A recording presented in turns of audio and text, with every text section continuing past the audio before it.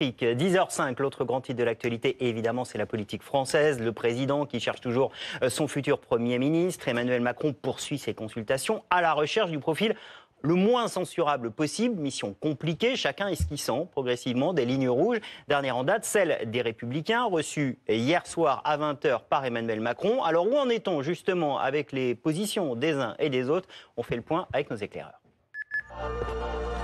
Fanny Wegscheider qui nous rejoint. Bonjour Fanny. Alors, je le disais, les dernières consultations en date, c'est celle d'hier soir, 20h, les LR qui rencontrent Emmanuel Macron. Oui, en effet, Laurent Wauquiez qui, au sortir de cette réunion, a posé les bases donc, de cette négociation en affirmant que sa famille politique ne céderait pas à la facilité de la censure, que les Républicains sont disposés à participer à un gouvernement d'intérêt général, tout en posant ses lignes rouges au nom donc, de son parti. Laurent Wauquiez qui a déclaré, on va le voir, que bien ça serait le cas, sauf dans l'hypothèse d'un gouvernement qui mettrait en œuvre le programme du nouveau Front populaire ou intégrerait des ministres de la France insoumise.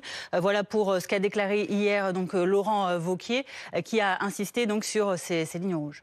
Alors voilà pour les LR. Le président avait reçu à la mi-journée hier les socialistes et il va finalement, a priori, consulter, du moins essayer de consulter les autres forces de gauche. Oui, c'est pas compliqué. C'est un peu compliqué. En effet, à gauche, on part en ordre dispersé dans ces consultations. Tout simplement, déjà, LFI ne viendra pas lundi à l'invitation du président à l'Élysée, puisque Manuel Bompard, hier soir, a déclaré sur le réseau social X qu'aucune discussion autre que la nomination d'un gouvernement du nouveau Front populaire ne saurait avoir lieu avec le chef de l'État. Donc, fin de non-recevoir pour la France insoumise.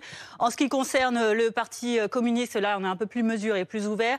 Fabien Roussel qui avait déclaré peu avant d'avoir été contacté par Emmanuel Macron, justement dans l'optique de cette rencontre de lundi, que le Parti communiste français et ses parlementaires appellent donc le président à construire un pacte républicain et social. Et il invite d'ailleurs le président à regarder à gauche de l'hémicycle pour construire ce pacte. Et puis enfin, du côté des écologistes, Marine Tondelier qui, elle, a fait savoir qu'elle était déçue par l'attitude du président à ce stade, que le président ne négocie pas, il humilie la gauche selon elle.